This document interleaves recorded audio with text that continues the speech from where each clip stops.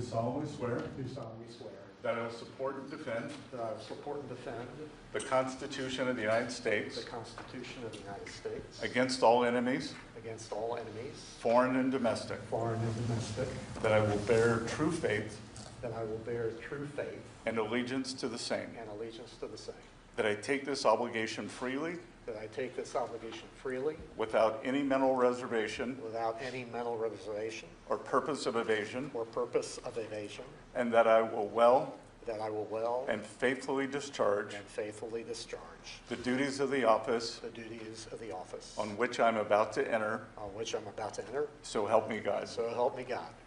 Congratulations. Thank you very much.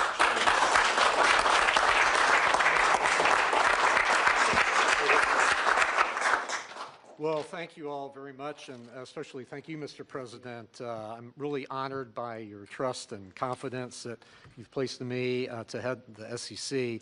But I really must say the Oval Office has never looked better. One could really describe it as glistening, and I've heard stories about it, and it's true. It's the touch of a confident president leading with optimism towards an American golden age. So thank you for that.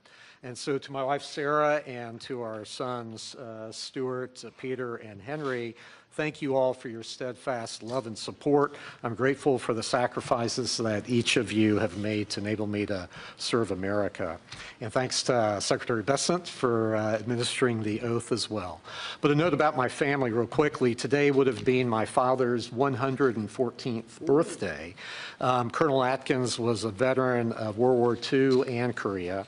And yesterday would have been my late mother's birthday, so it seems altogether fitting to honor them and the example that they've set so that their son could stand here speaking to you all today. So to my friends, my family, my colleagues who've worked with me throughout my career and helped make my appointment by President Trump even possible, thank you for your work and dedication. There are many who quietly serve the nation in mostly unsung roles, and I continue to be the beneficiary of your professionalism and good judgment. So at the helm of the SEC, I can confidently say it is a new day. It's time for the SEC to end its waywardness and return to its core mission that Congress set for it: investor protection, fair, orderly, and efficient markets, and capital formation. I will work to protect investors from fraud, keep politics out of how our securities laws and regulations are applied, and advance clear rules of the road that encourage investment in our economy to the benefit of Americans. A top priority of my chairmanship will be to provide a firm regulatory foundation for digital assets through a rational, coherent, and principled approach. We will work to ensure that the United States is the best and most secure place in the world to invest and to do business. So, Mr. President, again, thank you very much for your graciousness in extending such a warm welcome to my family and me today in this storied room. I look forward to working with you, with colleagues in your administration, and with Congress to advance your agenda to bolster the economy and build on U.S. leadership of the global markets. So thank you very much. Thank you. Congratulations. Thank you very much. Thank you very much. Pleasure. Any questions for Paul? Mr. Atkins, if I may, can you provide, I guess, what is your sense of how the CFTC and the SEC will differ when it comes to crypto regulation? I hope that we won't. Brian Quintenz, whom the president has nominated, is a great guy. I've known him for years, and you know, I intend to work closely with him, and I really look forward to his leadership there. I think there's no reason why the two agencies can't be working cheek to jowl on these issues for the American investor and the American economy. Mr. Atkins, do you have a view on Chinese listed stocks on the U.S. exchanges?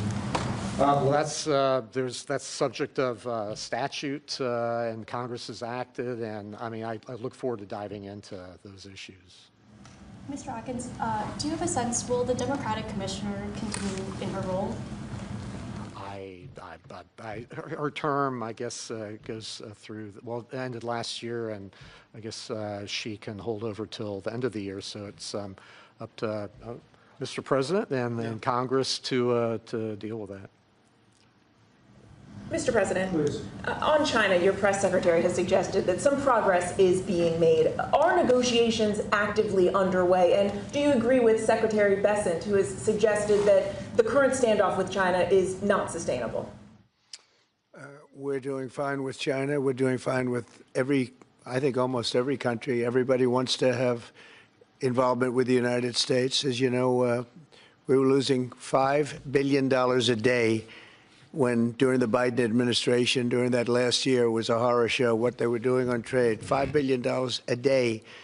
And now we have it down to a very low number because we're getting 25% from the automobile industry, from autos. We're getting 25% for steel, 25% for aluminum, and we're getting the baseline of 10%. And think of it, we're losing almost $2 trillion on trade. And those days are gone. We're not going to do that again. We're not going to let that happen. We're being ripped off by almost, I don't say every, but very close to every country, everywhere in the world, just being ripped off left and right. You had no leadership. You had people that didn't know what they were doing. And we're going to turn the country around. You know, we have a very nice phrase, make America great again. That's what we're going to do. And it's going to start with trade. We're doing really well. I see the stock market was up nicely, but this is a transition period, and it's going to be a little while. But we are doing well with every country. Ultimately, we have something they want, and you have to view it that way. We have something they want, and they want very badly. And, you know, it's going to be, they're coming in, they're taking treasure, they're taking jobs when they do that, and they have to pay. And they don't have to pay if they come in and create their own jobs. You know, if they do their product here, if they build their product or make their product in the United States, we have absolutely no tariffs, and we welcome people. But we're taking in a lot of money from tariffs, and our country is getting stronger all the time because the other was not sustainable.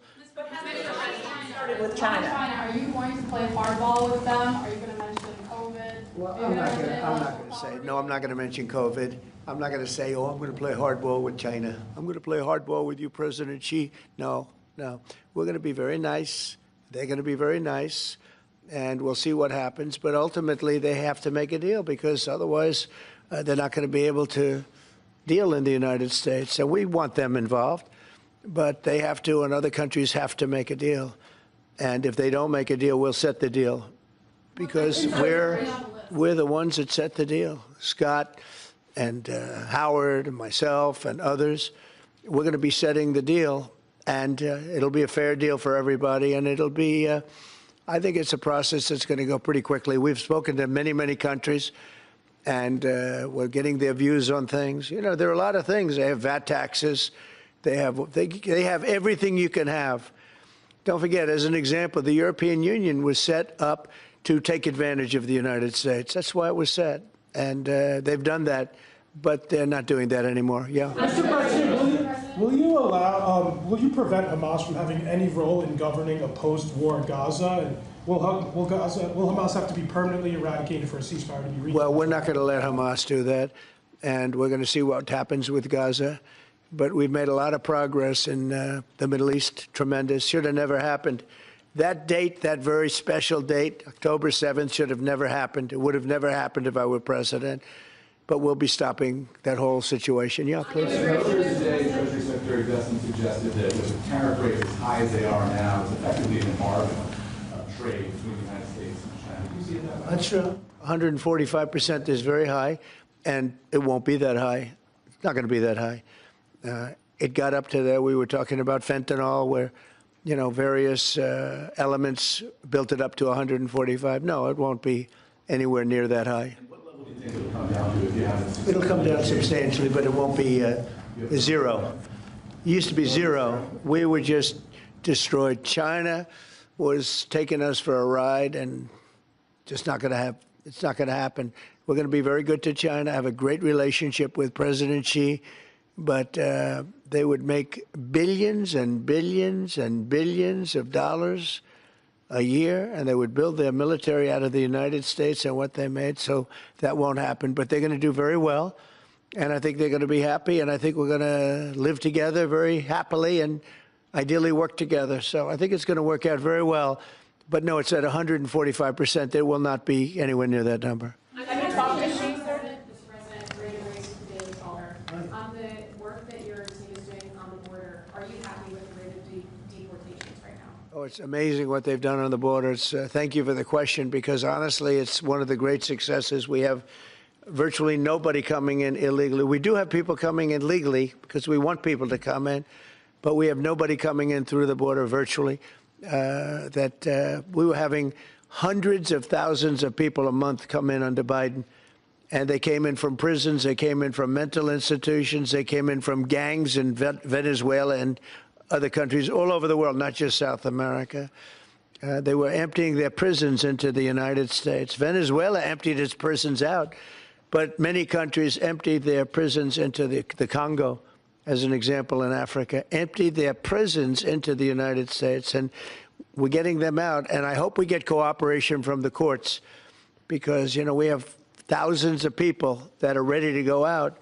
And you can't have a trial for all of these people. It wasn't meant, the system wasn't meant. And we don't think there's anything that says that, look, we are getting some very bad people, killers, murderers, drug dealers, really bad people, the mentally ill, the mentally insane. They emptied out insane asylums into our country. We're getting them out. And a judge can't say, no, you have to have a trial. The trial's going to take 2 years. And no, we're going to have a very dangerous country if we're not allowed to do what we're entitled to do. And I won an election based on the fact that we get them out, and we've done an amazing job. Look, we've stopped. Everybody admits, even the radical left, we have got the strongest border we've ever had, even stronger than what I had it for 4 years. We had a great border. We solved the problem, but it's a tad stronger, which is, I don't know if that's disappointing or not to me. I said I beat my own record. But I appreciate the question. Thank you, Daniel.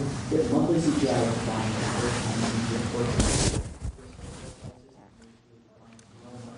Prices down as well. Can you talk about how you've managed to lower prices so rapidly? Well, thank you, Daniel. The question is about prices. The prices are going down, not going up. One of the big things is energy is going down. I see that we had a couple of states where gasoline was at $1.98 a gallon. Nobody thought they'd see that for years, maybe, and that's a big thing. And we opened up our wells. We opened up our drilling. We have more product now for sale. And we're also going to be selling outside of the country to a large extent. It's going to bring down our deficits, largely going to bring down our deficits. But if you remember my first week, I was standing here, Paul, and they were screaming about eggs. The cost of eggs have gone through the roof. They were up like 500%, crazy, like 4 or 5 times. And we won't have eggs for Easter, they were saying. There will be no eggs. You can't order eggs. They wanted us to order plastic in the shape of eggs. Well, yesterday we had 48,000 people at the Easter hunt. They call it the Easter roll at the White House. And we had all eggs. And as you know, the cost of eggs has come down like 93, 94% since we took office. And they're pretty much normally priced now. Great job. Our Secretary of Agriculture, Brooke Rollins, did a very good job. But groceries have come down. It's all coming down. The only thing that hasn't come down, but it hasn't gone up much, are interest rates. And we think the Fed should lower the rate. We think that it's a perfect time to lower the rate. And would like to see our chairman be early or on time as opposed to late. Late's not good. Mr. President, I don't want to talk about that because I have no intention of firing him. Mr. President, there are reports that you're considering doing something for moms across the country, giving them some type of bonus whenever they have a child. Are you considering that? Or are you Sounds like a good idea to me. Yeah, please. So to clarify, you have no intention of firing Jerome Powell because your economic advisor, Kevin Hassett, a few days ago said that you and people in the White House were studying this idea of possibly doing before his term ends. No. Do you have any plans on doing that? None whatsoever. Never did. The press runs away with things. No, I have no intention of firing him. I would like to see him be a little more active in terms of his idea to lower interest rates. This is a perfect time to lower interest rates. If he doesn't, is it the end? No, it's not. But it would be good timing. It could have taken place earlier. But no, I have no intention to fire him. I don't want to comment on that. That doesn't matter. Mr. President, you said When can we expect the Epstein documents to be released? The rest of them? Which documents? The Epstein files? I don't know. I'll speak to the Attorney General about that. I really don't know. I know that we've done the RFK, the Kennedy, Martin Luther King is out there very shortly, so we'll find out. But we've really announced we're doing them in full transparency. You know, when we did JFK, people were saying, "Oh, maybe it wasn't all; it was all," and people actually went up to the office and they looked at some things that were, you know, not really easily available, and they were amazed that we gave it all. And I don't know if it solved any problems for people. People still have questions one way or the other, but that I'm not. But 100% of all of these documents are being delivered. Yeah, please. Mr. President, you said you're ultimately going to make a deal with China, but where do things stand right now? Have you talked to him? I think my relationship, my relationship with President Xi is great. It was, it's been great for a long time. We've had a very good relationship, and I think we'll make a deal with China. Mr. President, in your meeting with... If we don't make a deal, we'll set it. We'll just set the number, and, you know, I think they'll want to be a part of the United States. We're doing great. We're going to, this is the golden age, as Paul said. We're talking about the golden age. There will never be a time like this, in my opinion. And China wants to be a part of that, too.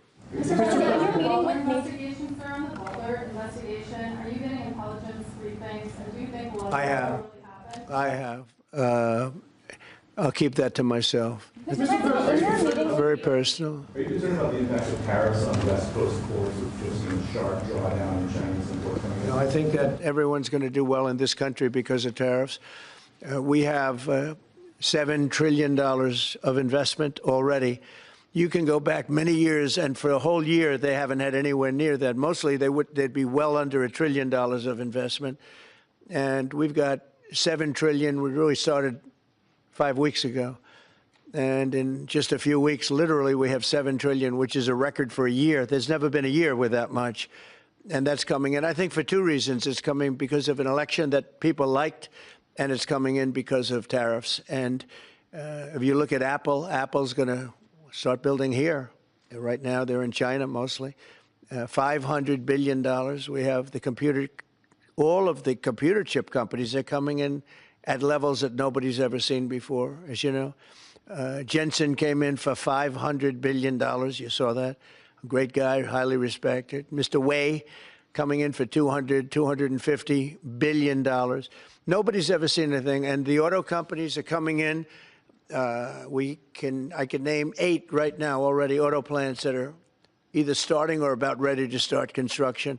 There's never been, and the United Auto Workers and the non-union workers in the automobile industry, they love Trump, and I love them. Thank you all very much. Thank you. Congratulations, Paul. Thank you, guys.